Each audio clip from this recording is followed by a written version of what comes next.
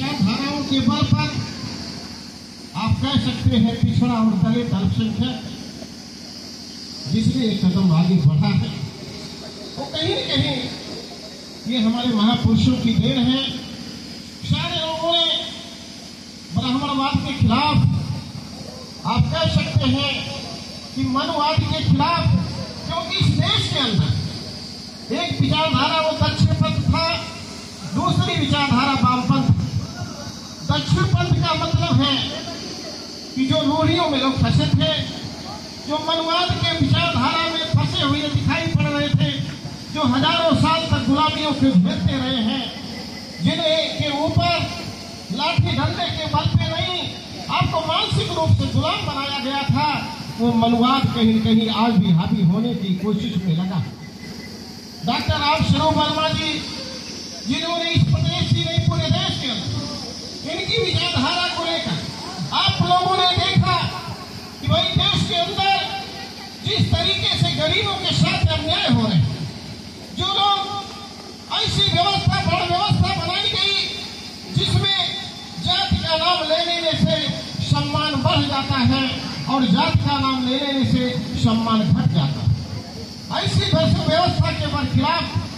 वैज्ञानिक चिंतन को लेकर हजारों लोगों ने, चाहे जितने भी वैज्ञानिक रहे हैं, जितने भी आज अगर हमें देखते हैं जिस विचारधारा के बल पर आज आप आधुनिकता में जी रहे हैं, वो कहीं न कहीं वो वैज्ञानिक चिंतन के लोग थे जिन्होंने रूढ़ियों को तोड़ा है, जिन्होंने भाग्य और भगवान पे भरोसा नहीं किया है। आपसे कहना चाहता हूं कि आप जानते हैं दो विचारधाराएं, एक तरफ लोग कहते हैं आस्तिकता और दूसरी तरफ कहा जाता है नास्तिक लोग। नास्तिक होना, अब आप इतिहास उठा लीजिए, इतिहास के पन्नों में आज भी तारीखें गवाह है जिसको नास्तिक कहा गया है, जिन लोगों को कहा गया कि भाई ये भाग्य और भगवान में विश्वास नहीं करता है, तो आप उनके बारे में सोचेंगे, उनके बारे में खोज करेंगे तो निश्चित है कि आप उनको अपराधी नहीं पाएंगे, क्योंकि वो मानववादी लोग होते हैं, वो मानवता के हित में काम करने वाले होते हैं। कभी भी वो अराजक नहीं दिखाई पड़ते हैं, लेकिन एक घंटे एक पैर पे पूजा करने वाला आदमी हमेशा आपके अधिकारों को छीनने की कोशिश करता रहा। ऐसे लोग अपराध करते रहे हैं, दुनिया और समाज को नाबूद करने की कोशिशें करते रहे हैं। और आपने देखा जिस व्यवस्था के खिलाफ लोग खड़े हुए, हजारों की तादाद में आप इतिहास उठा के देखेंगे, चाहे वो महात्मा बुद्ध से लेकर और इस देश की आजादी के पहले 1848 में इतिहास पुरुष बने थे।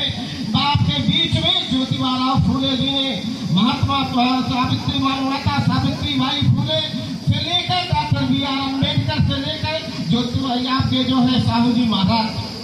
अगर इस देश के अंदर अगर इतिहास के आप भुलाने की कोशिश करेंगे तो मैं आपसे कहना चाहता हूँ, उसके पहले का इतिहास उठाकर आप देखेंगे, जब यहाँ पे हजारों साल आपके लोग बाहरी लोग गुलाम थे, जिस पावर के नाम पे आज कहा जाता है कि भाई पावर इस देश में आक्रांता के रूप में आया था। मैं आपसे कहना चाहता हूँ, इतिहास के पन्नों में आज भी तारीखें गवाह। बाबर ने इस बात को अपने बाबरनामा में लिखा, अपने बेटे हिमाऊ को तहदीद किया। उसने इस बात को कहा, बेटा हिमाऊ, अगर तुम्हें भारत के अंदर शासन करना है तो जो इनकी ब्राह्मणी व्यवस्था है इसे आप हिलाने की कोशिश मत करना।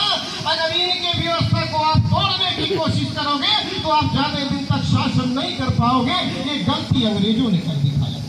ये गलती अंग्रेजों ने कर दिखाया। जब इस देश के अंदर अंग्रेज आए तो उसने इनके प्रथाओं को तोड़ना शुरू किया, चाहे वो सती प्रथा रहा हो, चाहे लड़कियों को मठों और मंदिरों में दान कराया जाता रहा हो, चाहे आपने देखा है जो भोज की व्यवस्था है ये भी संवैधानिक में बैठ कर दिया गया है। ये अंग्रेजों की देन।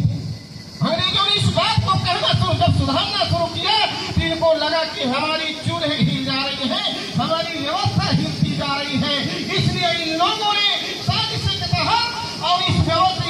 से अंग्रेजों को भगाने की कोशिश किया।